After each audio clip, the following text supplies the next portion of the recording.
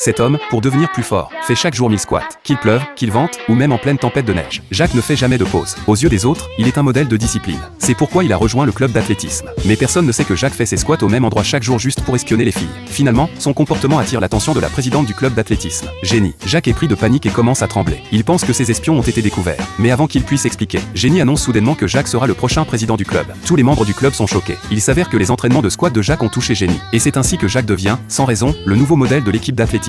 Il hésite un moment et exprime son désarroi, se disant qu'il n'est vraiment pas fait pour ce rôle. Mais Jenny lui lance un regard menaçant. Et Jacques, terrifié, acquiesce immédiatement. Après l'école, Jacques se confie à son ami John en se plaignant de ne pas pouvoir exprimer ses véritables sentiments. Il voulait simplement une petite amie. Mais voilà qu'il se retrouve avec ce rôle inutile. Pour le réconforter, John sort une pile de magazines qu'il a collectionnés depuis des années. Il suffit que Jacques fasse un don de $100 à une œuvre de charité. Et ces magazines seront à lui. Jacques, complètement perdu, lui demande pourquoi. Son ami, mystérieusement, raconte qu'il a entendu parler d'une légende sur un dieu de la montagne. Il suffit de déposer un sacrifice au sommet de la montagne et de faire un vœu. Et les choses